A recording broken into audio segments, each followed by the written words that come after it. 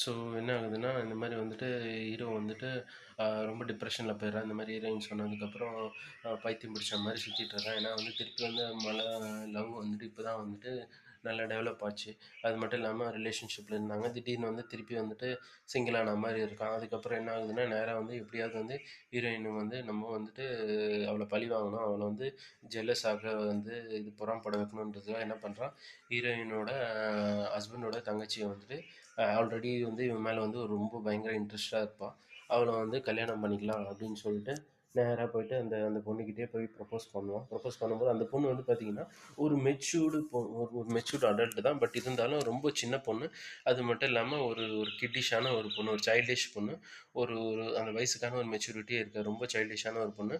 ஒரு இன்ஃபாக்சுவேஷனில் இவங்க அழகுல மயங்கி தான் வந்து சுற்றிட்டு அவளை வந்து கல்யாணம் பண்ணிக்கணும்னு நினைப்பான். அதுலேயே வந்து சொல்லுவான், இந்த மாதிரி நான் வந்துட்டு அவளை தான் வந்து லவ் பண்ணுறேன், கேத்தியை தான் நான் லவ் பண்ணுறேன். இப்போ கல்யாணம் பண்ணாலும் உன் கூட வந்துட்டு ரிலேஷன்ஷிப்பில் இருந்தாலும் அவளை நினச்சிட்டு தான் நான் வந்துட்டு உன் கூடவே இருப்பேன், உன் கூடவே வந்துட்டு வாழ்வேன், உன் கூடவே வந்துட்டு எல்லாமே வந்துட்டு ஃபேமிலி லைஃப் கூட அவளை நினச்சி தான் பண்ணுவேன் அப்படின்ற மாதிரி சொல்கிறான். இதுக்கு உனக்கு இன்ட்ரெஸ்டாக, இதுக்கு நீ சம்மதிக்கிறியான்னு அவளும் சம்மதிப்பா.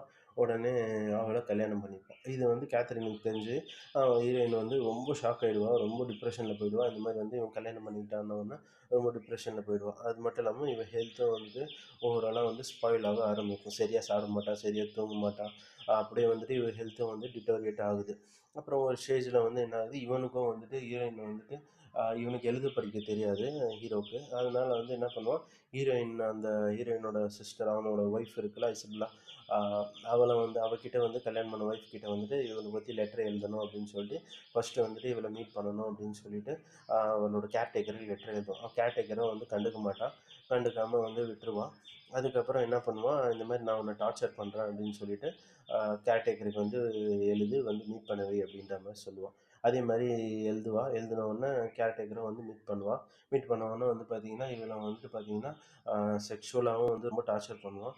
அது மட்டும் இல்லாமல் வந்து அவனோட ஃப்ரஸ்ட்ரேஷன் எல்லாத்தையும் வந்துட்டு இவன் மேலே தான் கொட்டுவான். ஏன்னா அந்த டிப்ரெஷனில் ஹீரோயினை பார்க்கும்போது டிப்ரெஷனில் அவன் மேலே தான் வந்து கொட்டுவான். அது மட்டும் இல்லாமல் வந்து பார்த்தீங்கன்னா ஒரு ரொம்ப ஃப்ரஸ்ட்ரேஷனாக நடந்துப்பான். ரொம்ப ஒரு மிருகம் மாதிரி ஆகிடுவான் ஹீரோ. கிட்டத்தட்ட நாய் மாதிரி செயின்லாம் கட்டி வச்சுட்டு நாய் மாதிரி வந்து நடத்துவான் அவனை.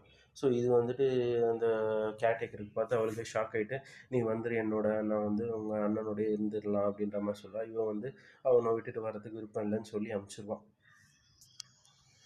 அதுக்கப்புறம் என்ன ஆகுதுன்னா, திருப்பி வந்து ஹீரோயினுக்கு வந்து ஒரு ஒரு லெட்டரா எழுதுவான்.